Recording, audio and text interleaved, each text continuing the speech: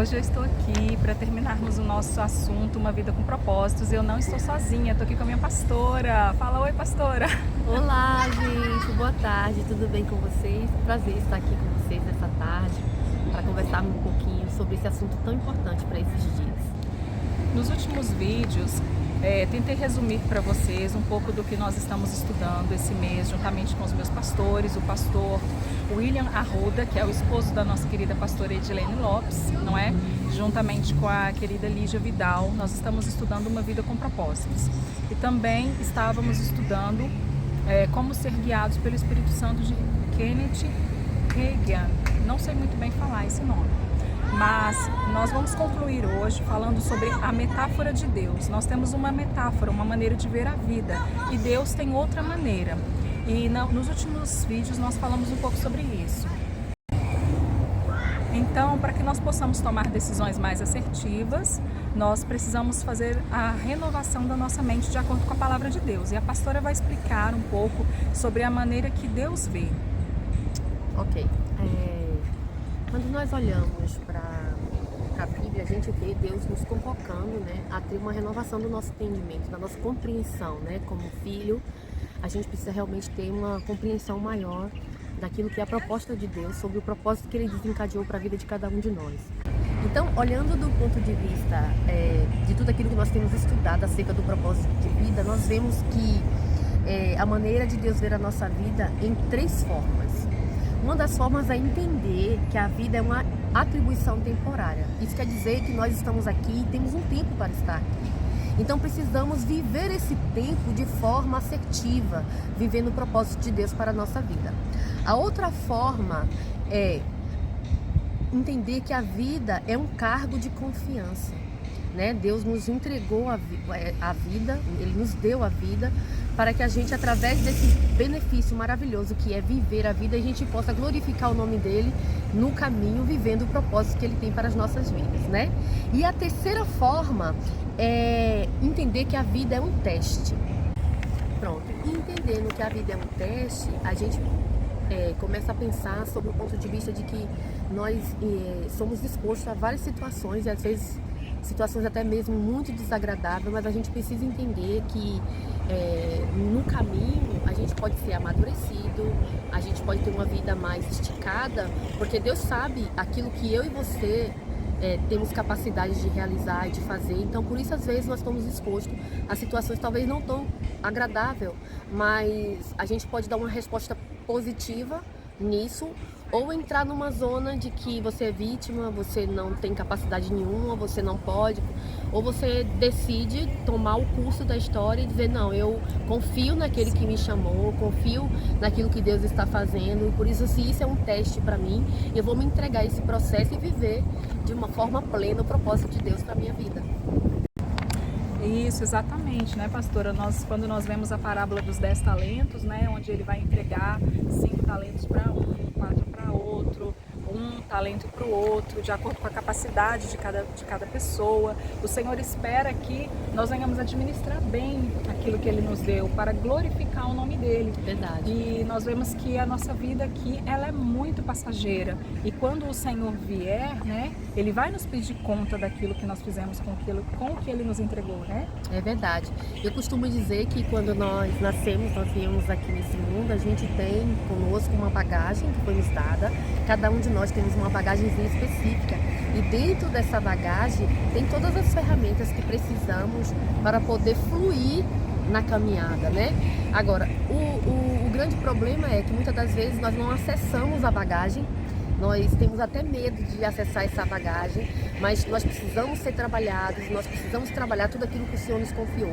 Existe dentro de você uma capacidade vinda do céu para você fluir dentro do seu propósito. Você precisa acreditar nisso, primeiramente. Verdade. E às vezes as provações, os problemas, eles nos levam, nos conduzem para o propósito, eles nos levam, nos conduzem a acessar essas ferramentas, não é? É verdade, é verdade.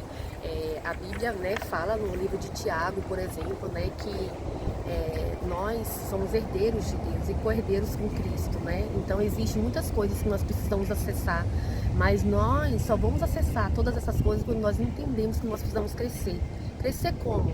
Olhando para os processos da nossa vida, as dificuldades que a gente enfrenta de uma forma madura, entendendo que é para o nosso melhor e que nós podemos sim todas as coisas naqueles que nos confiou, né? Toda essa bagagem para fluir no nosso propósito, em nome de Jesus. O livro Uma Vida com Propósitos é um livro que tem muito conteúdo, mas nós estávamos estudando no capítulo 16, ele diz que um dos principais propósitos de Deus para nós é aprender a amar. Nós fomos criados para adorar a Deus, para alegrar o coração de Deus. O que é a adoração? É somente quando nós levantamos as mãos, cantamos um louvor? Não, não é isso, não é, pastora? Não. Adoração é mais do que isso, adoração é um estilo de vida. Um estilo de vida, tudo que nós fazemos que alegra o coração de Deus, que faz Deus sorrir, é um momento de adoração. E Jesus resumiu a Bíblia em 2 mandamentos, que cumprindo esses mandamentos nós podemos cumprir todos os outros, amar a Deus acima de todas as coisas e ao próximo como a ti mesmo. Então nós fomos criados, um dos principais propósitos da nossa vida é aprender a amar a Deus, a nós mesmos e ao nosso próximo. Mas isso não é uma tarefa fácil, por isso nós temos toda a vida para aprender, não é, pastora? Isso mesmo. O livro faz uma reflexão muito importante. Ele vai dizer que quando uma pessoa já está no final da sua vida, ela não manda trazer medalhas, não pede para trazer bens materiais, ela pede para que se chamem as pessoas às quais ela ama, que ela se relacionou. Então, o amor é o mais importante, mas infelizmente nós nos damos conta muito tarde, nos últimos momentos da nossa vida. E a sabedoria principal é entender isso o quanto antes. E o amor, ele tem 3 formas principais de se expressar. Nós vamos ser avaliados, uma das coisas que Deus vai nos pedir conta quando nós chegarmos na eternidade, né? Como nós estávamos falando dos nossos talentos, nós vamos ser avaliados pelo amor que nós demos, que nós vivemos, que nós aprendemos aqui a viver. Nós vamos ser avaliados. Qual é a principal maneira de se expressar o amor? Através do tempo.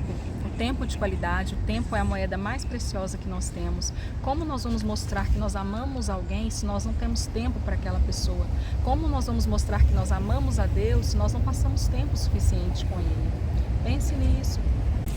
E nós estávamos refletindo, né, sobre esse ponto forte, né, de entender o propósito de vida através do amor, né?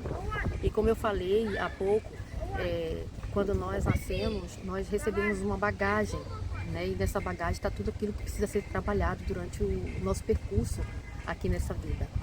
Então, nós podemos também pensar que quando nós confessamos Jesus como nosso Salvador, nós recebemos dele o Espírito Santo. E o Espírito Santo, ele traz em nós toda a capacidade possível para a gente desenvolver, né, esses talentos tão especiais. Nós estávamos falando também como ser guiados pelo Espírito Santo de Deus. Amar não é uma tarefa fácil, e isso não vem de nós, mas é um dom de Deus, é um fruto do Espírito, não é, pastora? Ele que nos capacita, é o Espírito de Deus conectado ao nosso Espírito que vai derramar amor nos nossos corações, um amor genuíno, não fingido, um amor verdadeiro. Somente pelo Espírito de Deus nós podemos aprender a amar e viver esse amor, tanto para com Deus, para conosco e para com o próximo. Então a pastora vai citar agora também os frutos do Espírito. Então, gente, os frutos do Espírito: amor, paz, alegria, bondade, benignidade, amabilidade, fidelidade, mansidão, domínio próprio. E contra essas coisas não há lei, né? Mas sobre todas essas coisas a palavra do Senhor vai dizer em 1 Coríntios capítulo 13 que permanece o amor.